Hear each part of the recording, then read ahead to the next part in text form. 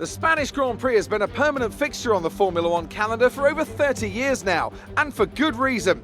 Do you remember Michael Schumacher's absolute dominance here in that rain-soaked Grand Prix in 1996? That day he took his first ever victory for Ferrari, and we've had many more iconic moments since. It's a sellout crowd of 140,000 here today as we await lights out for the 730-metre sprint down to turn 1 of this 2.9-mile racetrack. Overtaking is challenging through these 16 corners, but there's still a lot of high-speed excitement to be found, including the flat-out turn 3 and the terrifying blind right of turn 9. And as always, a man with plenty of racing experience joins me in the commentary box. Today it's Anthony Davidson. Tell me, Ant, you're no stranger to surviving the melee of turn 1, so how do you keep out of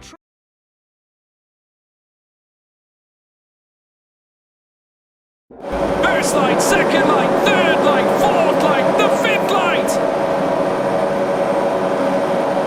And it's pedal to the metal, go, go, go, go, go, go, go! And Lucas Blakely, what a start! He shred off the line like a man possessed, in behind as well. Nicholas Longate tries to get in his slipstream, Blakely defends. There you can see it behind as well, Fabrizio Donoso trying to hold off Simon Weigang at the get-go. Patrick Saipos as well under pressure, but manages to slip through him, defend against Cedric Tourmé, who's right behind him here. Tommy Peradzik looking down the inside as well. The two McLarens looking very, very racy, but what a start, I have to say. Jarno Opmeer already up into P13.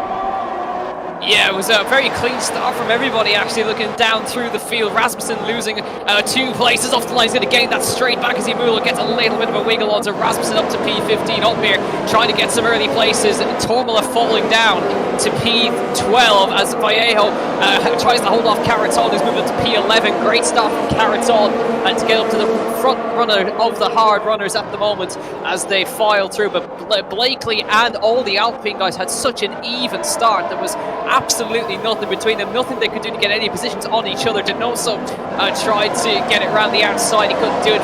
Weigang tried to follow him through, couldn't do it. So they all hold position in the top 5 as they come across the line. It's Blakely, Longway, Donoso, Weigang and Saipos, your top 10. Top 5, sorry. Absolutely, Blakely making moves already, still smashing it out, leading the way, half a second. The deficit now near enough 6/10. Fabrizio Donoso in behind as well, pat on their tails. Brennan though, looking very racy too. He's up into P8, trying to challenge. Opmeer is on a charge, look at him, heading down the outside there of Joni Tourmala. That is excellent, certainly heading into the first curve. And Elf Ben heading through the first chicane, looking absolutely prosaic. The Flying Dutchman doing exactly what he wants. He is absolutely flying here in this early stage. And I have to say, I wouldn't be surprised if he starts rearing up on Alvaro Caraton. This is an excellent start for the Dutchman. As well, following in hot pursuit, Frederick Rasmussen, who has been challenging from the get-go, has made a couple of places. A bit of a disastrous start for Dylan Warren, who's lost a few ground. Lewis Welch has made a place, but I have to say it's all synonymous, at least for now. Plenty of racing ahead. The DRS train is in motion. DRS, when it activates, we're going.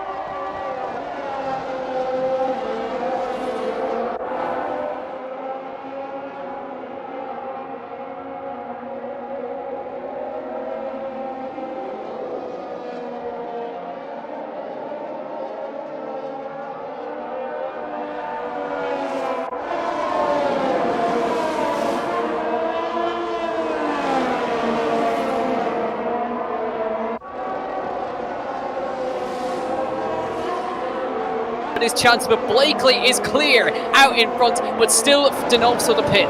Absolutely optimal strategy here from Blakely in potential, and I have to say he's looking very fast right now. Saipos will be devastated. He had his chance.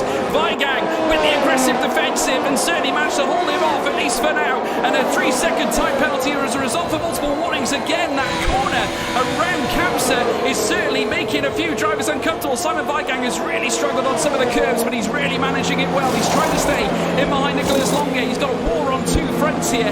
Not only has he got to try and tackle Nicolas Longuet, but also Patrick Saipos in behind. 3 more cars in the pit. Denoso has come in, so's Paradzik, as well as I believe Jakey B as well, who's boxed into the pit lane too, as there we see Lucas Blakely. Hightail around the right, going sideways there, Nicolas Longuet, with all his pace, trying to garner at least something on that man, Lucas Blakely, as they all bail out the pit lane now. Denoso coming out as well, opening the door, here comes Weigang, down the inside into turn 1, wheel to wheel, through the first few bends, Longuet trying to hold on, but Weigang, optimal grip, switch back from Longuet, these two, some of the best in the business, the Alpha trying to hold on, but Alpine will strike back, grade A from Alpine, what a move from Longuet, expertise in abundance, he will retake that P13 on track, Jack. Superb racing from both of them. They gave each other